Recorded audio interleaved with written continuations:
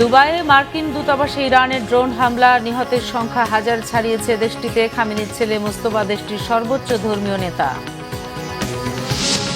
যুদ্ধ দীর্ঘায়িত হলে দেশেও প্রভাব পড়বে, তবে বিদ্যুৎ পরিস্থিতি অসহনীয় হবে না। জ্বালানি ও বিদ্যুৎ মন্ত্রীর আশ্বাস, জ্বালানি ব্যবহারে সাশ্রয়ী হওয়ার আহ্বান। নন ট্যারিফ প্রতিবন্ধকতা দূর হলে বিনিয়োগের আশ্বাস পল কাপুরের। যুক্তরাষ্ট্রের সঙ্গে চুক্তি হয়েছে, প্রধান দুই দলের সঙ্গে আলোচনা করেই বলেছেন পররাষ্ট্রমন্ত্রী। পুলিশকে রাজনৈতিকভাবে ব্যবহার করা হবে না, জানালেন স্বরাষ্ট্রমন্ত্রী। চাঁদাবাজ সন্ত্রাসীদের তালিকা প্রকাশে অভিযান শিগগিরই।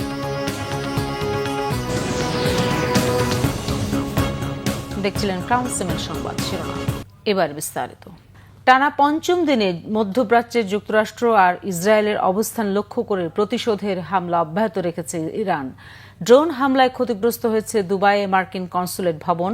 ভূপাতিত করা হয়েছে ইসরায়েলের 6টি হারমেস 900 ড্রোন। প্রয়োজন হলে ইরানের বিরুদ্ধে সর্বোচ্চ সক্ষমতা প্রয়োগের সিদ্ধান্ত নিয়েছে সৌদি আরব। যুক্তরাষ্ট্র ইসরায়েলের যৌথ হামলায় হত্যাযজ্ঞ চলছে ইরান, লেবানন, ইরাকে। এ পর্যন্ত ইরানে 1000-এরও বেশি মানুষকে হত্যার খবর দিয়েছে যুক্তরাষ্ট্রভিত্তিক মানবাধিকার সংস্থা human rights activist news agency HRANA। বিস্তারিত মেহরাব হোসেন খানের ডেস্ক রিপোর্টে।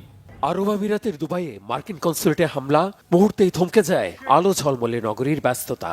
শুরু হয় পথচারীদের ছোটাছুটি, ছড়িয়ে পড়ে আতঙ্ক। 2 দিনের মধ্যে মধ্যপ্রাচ্যে তৃতীয় কোনো মার্কিন দূতাবাসে হামলা এটি। স্থানীয় কর্তৃপক্ষ বলছে ইরানের 2টি শাহেদ ড্রোন আঘাত এনেছে। এমন অবস্থায় সৌদি আরব, বাহরাইন, কাতার, জর্ডান সহ মধ্যপ্রাচ্যের 14টি দেশ থেকে মার্কিন নাগরিকদের নিরাপদে সরে যাওয়ার আহ্বানে হুলস্থুল পড়ে গেছে বিমানবন্দরগুলোতে। এতে 4 দিনে অন্তত 9000 মার্কিনই মধ্যপ্রাচ্য ছেড়েছে বলে জানিয়েছেন মার্কিন পররাষ্ট্রমন্ত্রী মার্কো রুবিও। 28 ফেব্রুয়ারি আক্রান্ত হওয়ার পর থেকে মধ্যপ্রাচ্যে মার্কিন ঘাঁটি আর পুরানো শত্রু ইসরায়েলের বিভিন্ন শহরে এভাবে মিসাইল হামলা অব্যাহত রেখেছে ইরান। হামলা হয়েছে মধ্যপ্রাচ্যে যুক্তরাষ্ট্রের সবচেয়ে বড় সামরিক অবস্থান কাতারের আল উদেইদ বিমান ঘাঁটিতে। ইরানের ব্যালিস্টিক মিসাইল হামলার তথ্য স্বীকার করেছে কাতারের প্রতিরক্ষা মন্ত্রণালয়। কুয়েত আর বাহরাইন লক্ষ্য করেও নিয়মিত ড্রোন ও ক্ষেপণাস্ত্র হামলা জারি রেখেছে ইরান। আহভেজ, খামানে আর তাবরিজ এলাকায় ইসরায়েলের 6টি হারমেস 900 ড্রোন ধ্বংসের দাবি করেছে তেহরান। ঘোলাটে পরিস্থিতিতে ইরানের বিরুদ্ধে ব্যবস্থা নিতে মিত্র দেশগুলো উদ্যোগ নিলে সর্বোচ্চ সক্ষমতা কাজে লাগানোর সিদ্ধান্ত নিয়েছে সৌদি আরবের মন্ত্রিসভা। সৌদি প্রেস এজেন্সির খবরে বলা হয়েছে, মন্ত্রিসভার বৈঠকে দেশের নিরাপত্তা ও বাসিন্দাদের সুরক্ষার বিষয়টি সর্বোচ্চ গুরুত্ব দিয়ে আলোচনা হয়েছে। 4 দিনে ইরানে অন্তত 2000 অবস্থানে হামলার খবর দিয়েছে মার্কিন বাহিনীর সেন্ট্রাল কমান্ড সেন্টকম। দাবি করা হয়েছে ইরানের মিসাইল হামলার সক্ষমতা অনেকাংশেই ক্ষয় হয়েছে। এছাড়া ইরানে অন্তত 17টি জাহাজ ও সাবমেরিন ধ্বংসের দাবি করেছে মার্কিন বাহিনী। ইরাকের পশ্চিমাঞ্চলে ইরানপন্থী সশস্ত্র গোষ্ঠী কাতাইব হিজবুল্লাহর অবস্থানেও হামলা হয়েছে। 4 দিনে ইরানে 1000-এর বেশি মানুষকে হত্যার তথ্য জানিয়েছে যুক্তরাষ্ট্রভিত্তিক মানবাধিকার সংস্থা HRANA। ক্ষেপণাস্ত্র হামলায় ধসিয়ে দেয়া হয়েছে ইরানের কোম শহরে বিশেষজ্ঞ পরিষদ অ্যাসেম্বলি অব লিডারশিপ এক্সপার্টসের ভবন। যে বিশেষজ্ঞ পরিষদের সিদ্ধান্তে নির্বাচিত হয় ইরানের সর্বোচ্চ ধর্মীয় নেতা।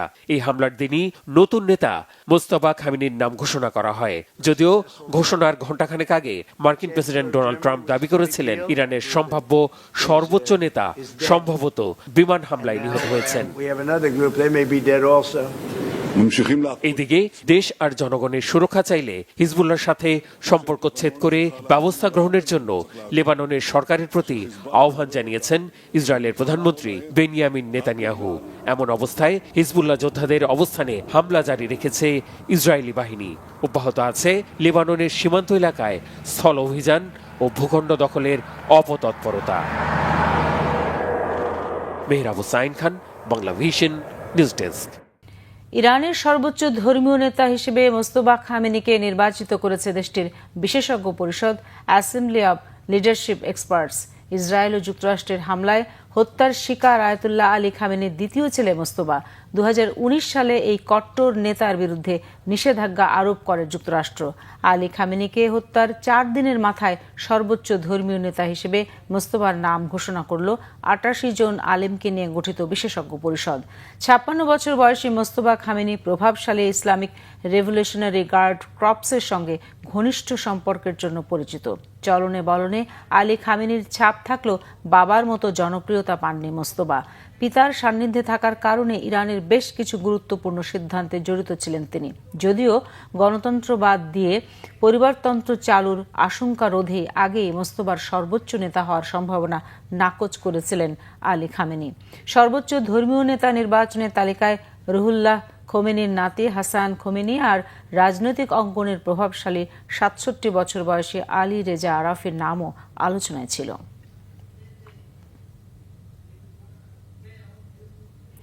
যুদ্ধ দীর্ঘায়িত হলে সরকারের করার কিছু নেই, তবে বিদ্যুৎ পরিস্থিতি অসহনীয় হবে না বলে আশ্বস্ত করেছেন বিদ্যুৎ ও জ্বালানি মন্ত্রী ইকবাল হাসান মাহমুদ।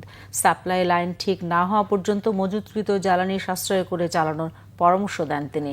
জ্বালানির সংকট মোকাবেলায় যুক্তরাষ্ট্র ও ইন্দোনেশিয়ার সহযোগিতা চায় বাংলাদেশ। এদিকে বাণিজ্যমন্ত্রী খন্দকার আব্দুল মুক্তাদির বলেছেন, বাংলাদেশে বিনিয়োগ বাড়াতে অশুল্ক বাধা দূর করার তাগিদ দিয়েছে যুক্তরাষ্ট্র। রিপোর্ট সৈয়দ আব্দুল মুহিতের। মধ্যপ্রাচ্য সংকটের মধ্যে বাংলাদেশ সফরে এসেছেন দক্ষিণ ও মধ্য এশিয়া বিষয়ক যুক্তরাষ্ট্রের সহকারী পররাষ্ট্রমন্ত্রী পল কাপুর। বুধবার সকালে সচিবালয়ে বৈঠক করেন বিদ্যুৎ ও জ্বালানি মন্ত্রী ইকবাল হাসান মাহমুদের সাথে। বৈঠক শেষে মন্ত্রী সাংবাদিকদের জানান, জ্বালানি সংকট থেকে উত্তরণে তা ব্যবহারে সাশ্রয়ী হবার বিকল্প নেই। পাশাপাশি মজুত থাকা ডিজেল পাচার বন্ধে সীমান্তে নজরদারি বাড়ানো হয়েছে বলে জানান তিনি। একটা লং টার্ম আমরা আপনাদের সাথে যেতে চাই, আর দুইটা হলো যে এখন যে ক্রাইসিস পিরিয়ডে আমাদেরকে সাপোর্টের জন্য আমরা রিকোয়েস্ট করেছি, তারা বলছে তারা এটা কথা বলে আমাদের জানাবে। মার্কেটে আলোকসজ্জা বন্ধ ও ব্যক্তিগত গাড়ির পরিবর্তে পাবলিক ট্রান্সপোর্ট ব্যবহার সহ সরকারের বেশ কিছু নির্দেশনার কথাও জানান মন্ত্রী। আমাদের তো এখানে তো কিছু করার নেই। সাপ্লাই যখন কাট অফ হয়ে যায়, যুদ্ধ যখন চলে পৃথিবীতে, তখন কি হয় সেটাই হবে। যদি সবাই কোঅপারেট করে তাহলে ঠিক আছে। যেমন আমি ইনশিওর করতেছি যে ইফতারি থেকে তারাবি পর্যন্ত কোনো লোডশেডিং হবে না, আবার সেহরির সময় কোনো লোডশেডিং হবে না। যা আছে সেইটাই আমরা সাশ্রয়ভাবে ব্যবহার করব। এর জন্য দেশের মানুষকেও, জনগণকেও, নাগরিককেও এটাকে বুঝতে হবে, বুঝে আমাদের সাথে সহযোগিতা করতে হবে। এর আগে পল কাপুর বৈঠক করেন বাণিজ্যমন্ত্রী খন্দকার আব্দুল মুক্তাদিরের সাথে। বৈঠক শেষে বাণিজ্যমন্ত্রী ব্রিফিংয়ে জানান, বাংলাদেশ ও যুক্তরাষ্ট্রের মধ্যে সাম্প্রতিক চুক্তিতে ইতিবাচক কিছু দিক রয়েছে, যা নিয়ে দুই দেশের ব্যবসা বাণিজ্যও আরও এগিয়ে নিতে সম্মত হয়েছে দুপক্ষই।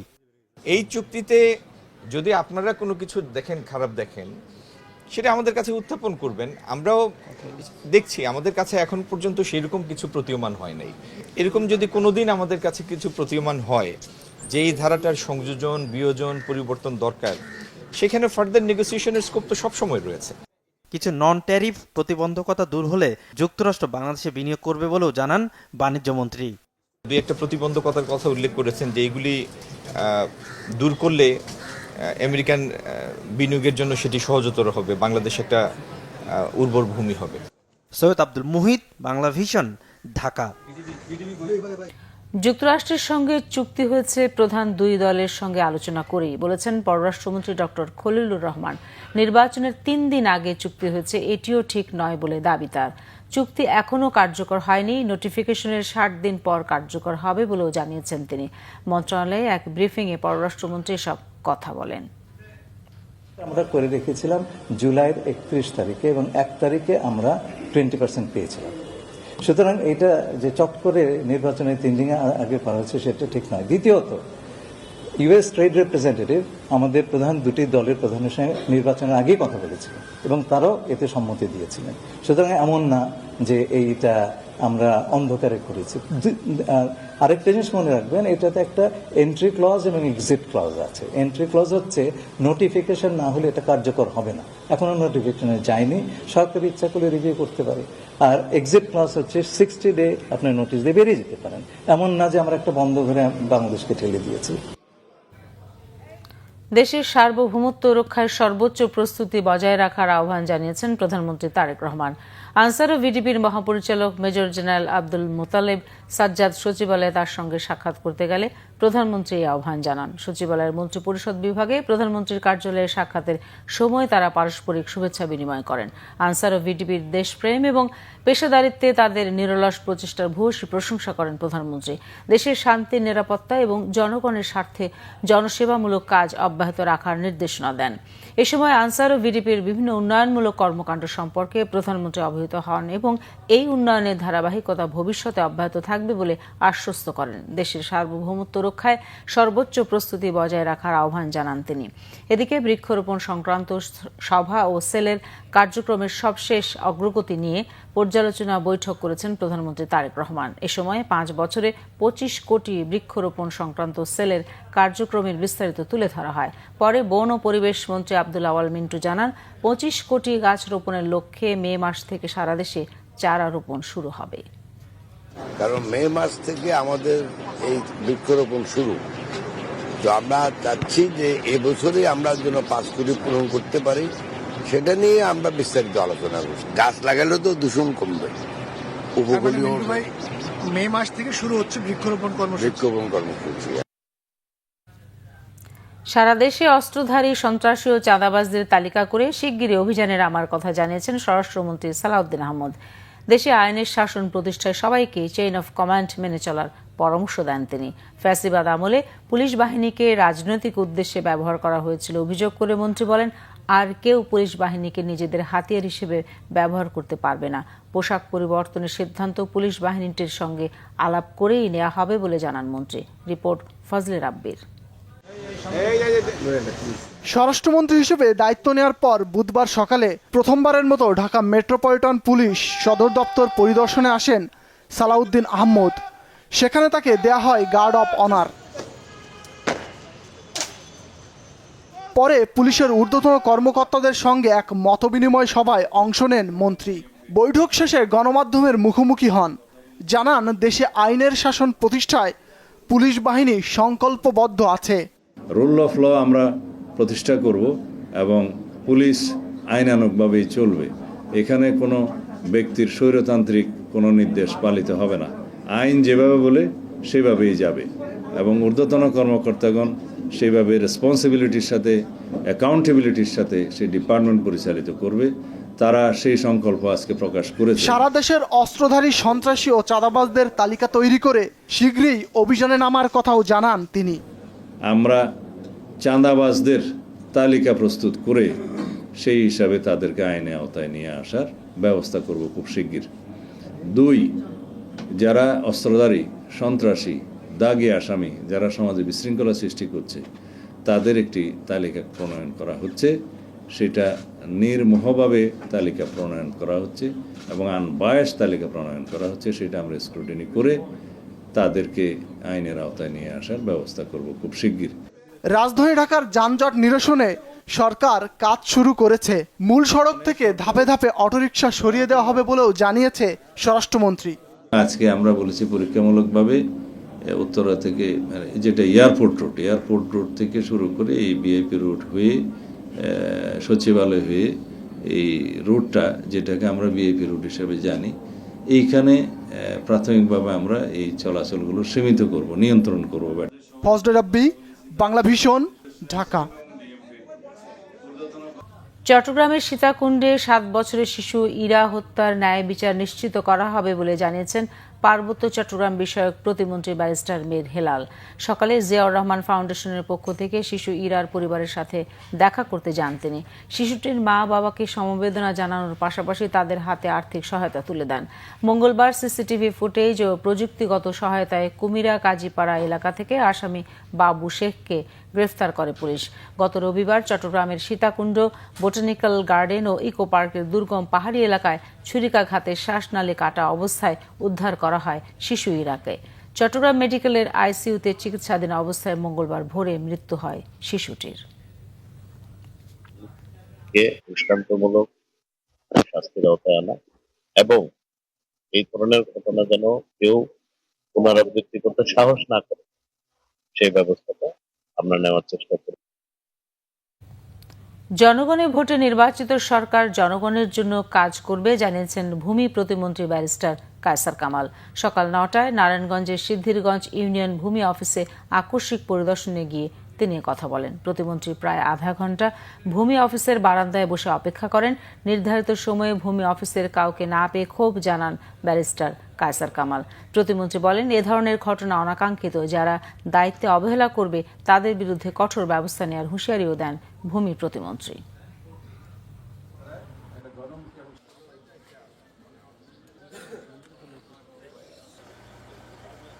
আমাদের এই সরকার, বর্তমান সরকার জনগণ দ্বারা নির্বাচিত একটা সরকার, জনগণের সরকার। আমরা সারা বাংলাদেশের প্রত্যেকটা ভূমি অফিসকে নিয়ে প্রশ্নবিদ্ধ আছে।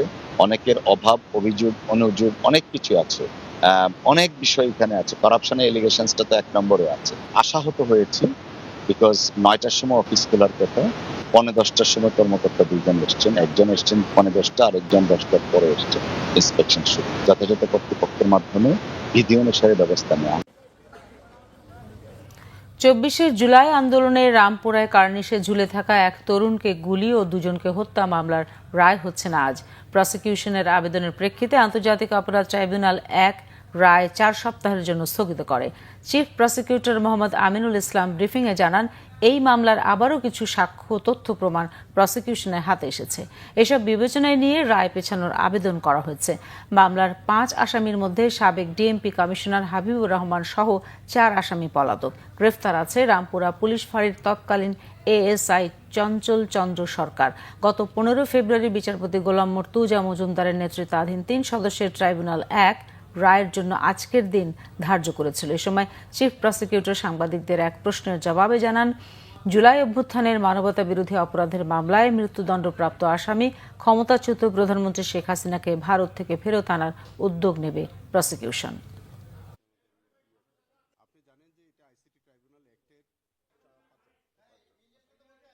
একটা ভিডিও রেকর্ডিং আছে যে আসামি চঞ্চল সরকার, না চঞ্চল চন্দ্র সরকার, তার একটা এক্সট্রা জুডিশিয়াল কনফেশন আছে এবং তিনি সরাসরি স্বীকার করছেন যে কিভাবে তিনি গুলি করেছেন, কিভাবে কি করেছেন, কার নির্দেশে করেছেন, সমস্ত কিছু তিনি বলছেন।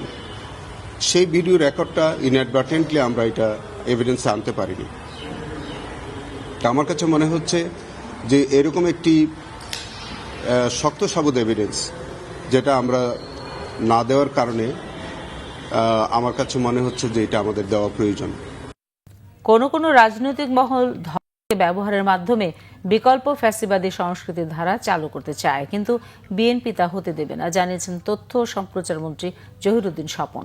চট্টগ্রাম প্রেস ক্লাবে সাংবাদিকদের সাথে মতবিনিময় সভায় তিনি কথা বলেন। তথ্যমন্ত্রী জানান, এই সরকার দলীয় আধিপত্য কিংবা দলীয় সরকার প্রতিষ্ঠা করতে চায় না। বলেন, যে কোনো অপরাধকে জবাবদিহিতার আওতায় আনতে চায় তার দল।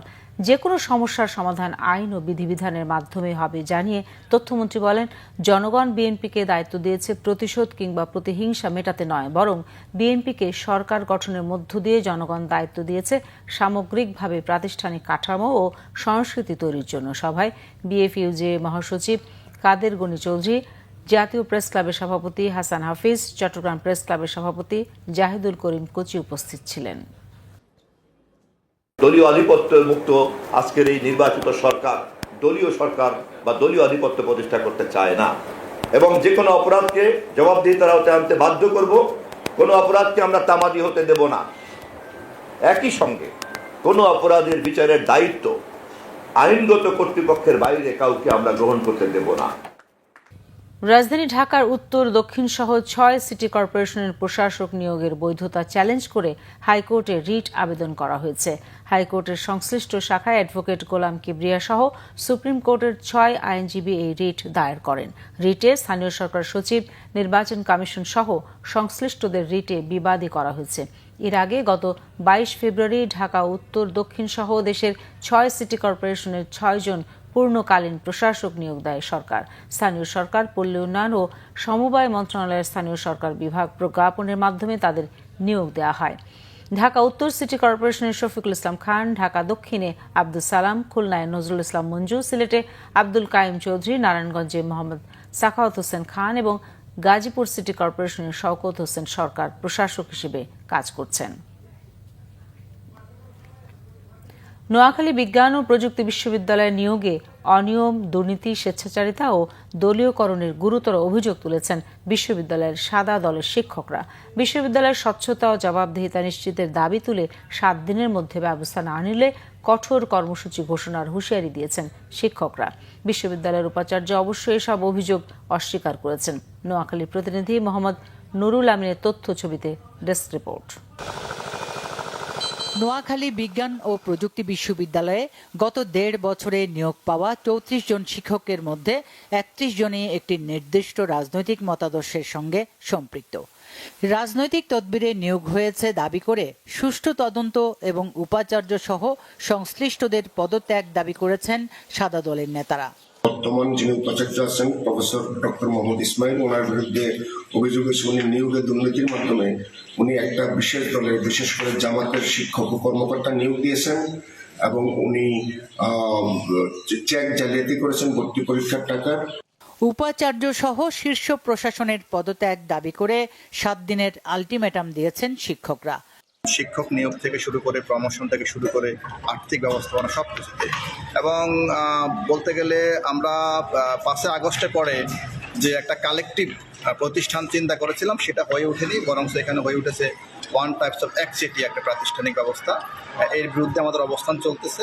শিক্ষার্থী বান্ধব ক্যাম্পাস গড়ে না ওঠায় ক্ষোভ প্রকাশ করেছে সাধারণ শিক্ষার্থীরাও। আবাসিক হলের বেশ অসুবিধা, তারপর মেয়েদের নিরাপত্তার অসুবিধা অবশ্যই রয়েছে। টিচারদের জন্য বানাইছে টিচার্স লঞ্চ বানাইছে, কিন্তু শিক্ষার্থীদের যে মানসম্মত খাবারের অভাব, যেই আমাদের পর্যাপ্ত সুযোগ সুবিধা নাই, ওই দিকে তাদের কোনো ভ্রুক্ষেপ নাই। নারী শিক্ষক বা কর্মকর্তা নিয়োগ খুবই সীমিত দেখা গেছে, তো এই জিনিসটা খুবই দৃষ্টিকটু। বিশ্ববিদ্যালয় প্রশাসনের নানাবিধ কর্মকাণ্ডে স্বেচ্ছাচারিতা ও স্বৈরাচারী মনোভাবের কথা জানান বিশ্ববিদ্যালয়ের ছাত্রদল নেতারা।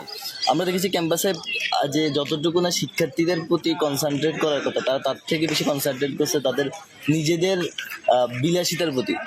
তবে সব অভিযোগ অস্বীকার করে বিশ্ববিদ্যালয়ের উপাচার্য অধ্যাপক ডক্টর মোহাম্মদ ইসমাইল বলেন, হীন স্বার্থ চরিতার্থ করতেই অসত্য ও বিভ্রান্তিকর তথ্য উপস্থাপন করা হয়েছে।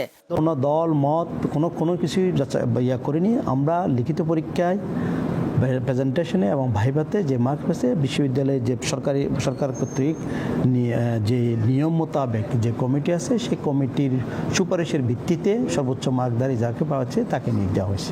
সাদা দলের আলটিমেটামের মধ্যে কি পদক্ষেপ নেয় প্রশাসন, সেদিকেই এখন নজর শিক্ষক, শিক্ষার্থী সহ সংশ্লিষ্ট সবার।